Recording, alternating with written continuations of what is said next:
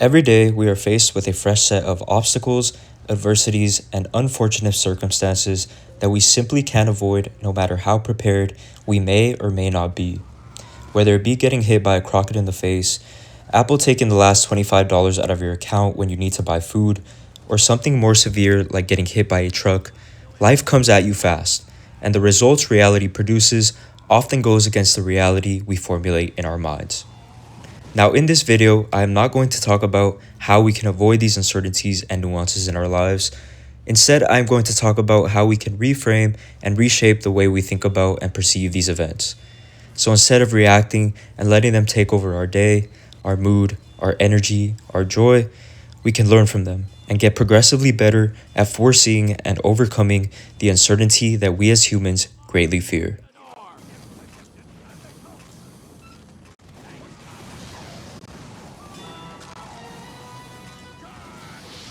When that unexpected curveball hits us, our default human setting is immediate explosive reactivity. Think about what happens the exact second things catch you off guard. Your heart rate spikes, your jaw tenses, your brain gets flooded with cortisol and adrenaline, and suddenly you aren't operating in the present anymore. You're operating out of a state of panic, one riddled with anxiety. We tell ourselves that getting angry or deeply emotional is a productive response. But the harsh truth is that emotional reactivity is an illusion of control. It's a smokescreen our ego puts up because it refuses to accept what just happened. But it also goes the other way. Running in the opposite direction, putting your head down, or pretending the problem doesn't exist is just the other side of the exact same coin. Avoidance feels like peace, but it's just a temporary ceasefire with reality. When you ignore that automated bank charge, or force quit the game in a blind rage, or refuse to acknowledge a massive shift in your life, you aren't fixing anything. You're just delaying the payment, and it accumulates interest every single day you pretend it isn't there, taxing your emotional state and nervous system. Whether you choose to fight the situation with useless anger or flee from it through denial, both responses lead to the exact same dead end. You forfeit your clear-headedness. You cannot solve a problem with the same chaotic energy that created it, and you certainly can't navigate a crisis when your vision is clouded by resentment or fear. We trade sound strategies for panic, and in doing so, we completely lock ourselves out of the one state of mind required to actually handle the situation correctly: absolute clarity.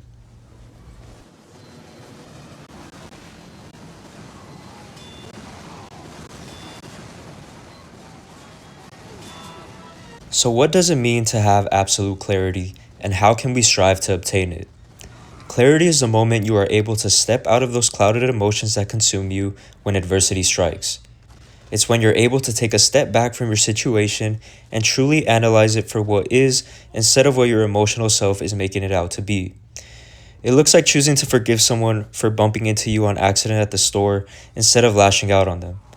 It looks like taking the time to formulate your thoughts and control your words when addressing a peer or coworker who made you angry, instead of cussing them out. In a position of clarity, you are not emotional. In a position of clarity, you view situations from a perspective of abundance instead of self. You consider what others are going through. You consider why things might have gone a certain way. You observe, you absorb, you learn. When you're acting from a position of absolute clarity, you become the calm, relaxed, confident version of yourself that you have always been destined to be. Clarity is a beautiful thing, and I'm sure you're anxious to learn how to obtain it. Well, like all things in life, it takes time, effort, patience, and most importantly, belief. You need to believe that you can obtain a state of consciousness where you are your sharpest, clearest thinking self. Without belief, your efforts will be in vain and it won't come to fruition.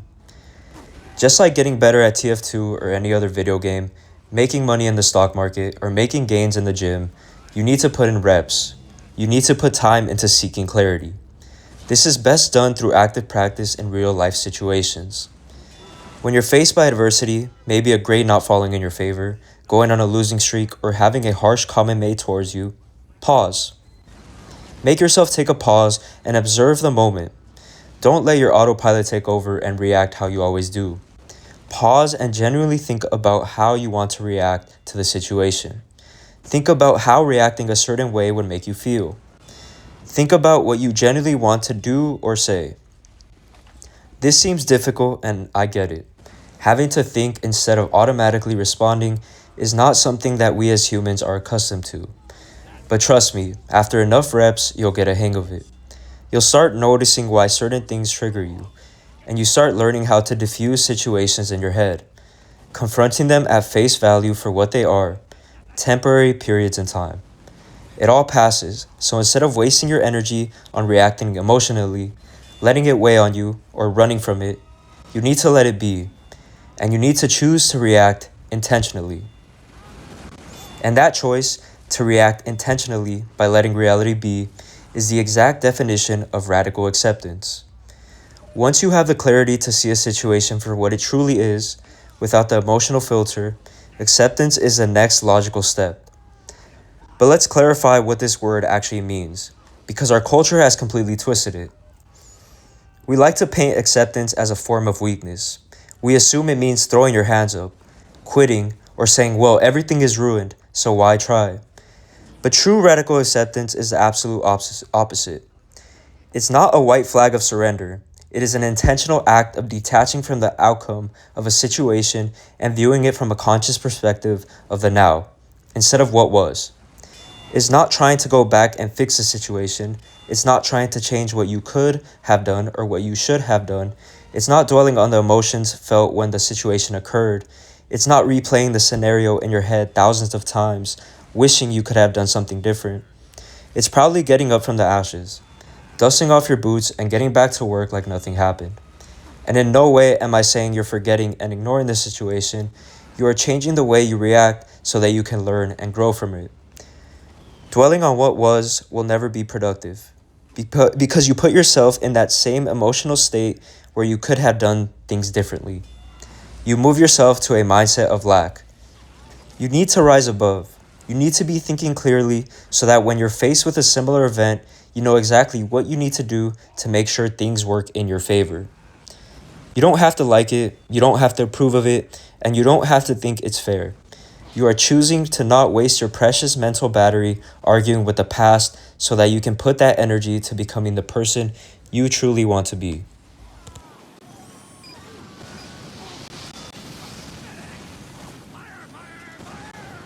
To truly understand why this works, we have to look at the underlying psychological math of how we experience hardship.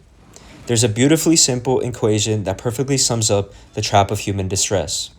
Suffering is equal to pain times resistance. Pain is an unavoidable baseline of the human condition. You cannot escape it. The random crit is going to hit you. The bank is going to pull the funds. Life is going to throw obstacles in your path that disrupt your plans. That is the initial pain, the what is. But suffering is entirely optional.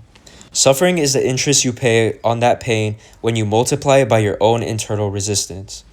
It's the mental distress of replaying the script, shouting at the past, and drowning in the mindset of lack. When you practice radical acceptance, you reduce your resistance. You let go of your grip. The baseline pain of the situation remains exactly what it is, but the suffering vanishes. So I challenge you to let go of the resistance. Stop holding yourself back from being great. It's easier said than done. Our minds condition us to be self-destructive, but we have to take back control. Feed your mind with positivity. Forge your reality into one of abundance, of one where you can experience joy and not let life's setbacks affect your light. Once you master the art of acceptance, you will begin to realize how trivial most of our concerns and complaints are. You realize that instead of trying to fight against emotions, thoughts, other people, you learn to embrace them.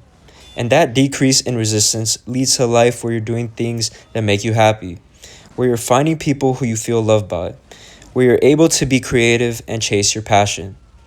And you're not going to be perfect at it.